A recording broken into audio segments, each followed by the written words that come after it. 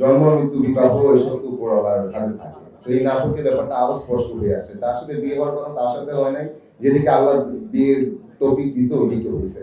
ভাই এটা কোনো কথা?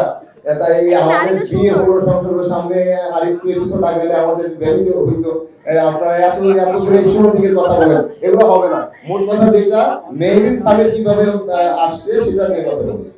হ্যাঁ, এক্স কে কি ভোলা যায়? ভালো ছিল।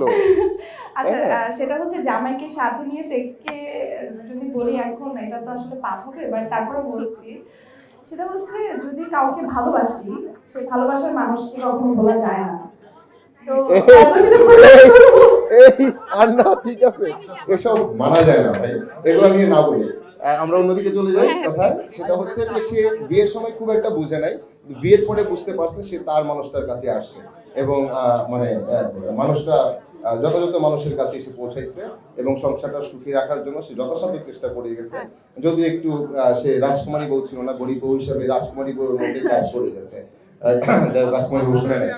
আর মোট কথা হচ্ছে এখান থেকে একটা প্রশ্ন আসছিল, এই মেরিন এবং সামির হওয়ার ক্ষেত্রে কার অবদান, কি বিষয় আসে সেটা ছিল। এটা এই দুইটা চরিত্র এত চমৎকার ভাবে আসছে স্ক্রিপ্টে, এবং সেই স্ক্রিপ্টটা হচ্ছে আমাদের মোস্তফা কামাল রাজ ভাইয়ের, এবং উনি আমাদের নির্মাতা।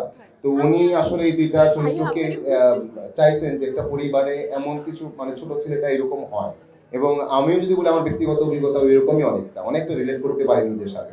তো ওই জায়গাটাতে রাখতে চেয়েছেন, এবং সবার যে একটা ইন্টেনশন থাকে যে ছেলে এক সময় বড় লোক হবে, বড় লোক হয়ে আমার এই যে আজকে যেমন স্যুট পরলাম স্যুট পরে ঘুরে বেড়াবে, ব্যাপারটা এই জায়গাতেও রাজভাই রাখে নাই একটা জায়গায়। কারণ ছোট ছেলেরা থাকুক ছোট ছেলের মতো, এবং তার যে চিন্তা ভাবনা, তার যে অনেস্টি, তার যে সততা, এবং তার যে এক ধরনের বোধ যে সে যা করবে ভালো কিছুই করবে, যা হবে ভালো কিছুই হবে, এর মধ্যে রাখতে চেয়েছে আর কি চরিত্রটাকে।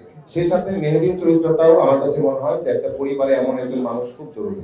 ছোট ছেলের বউ যদি এরকম হয়, ওই পরিবার মানে মানে কি বলবো, ওই পরিবার তো ফুলের বাগান হয়ে যাবে মোটামুটি, না আনন্দের বাগান এবং সুন্দর জায়গা, স্বস্তিকর জায়গা হয়ে যাবে। তো এরকম ছিল আর কি।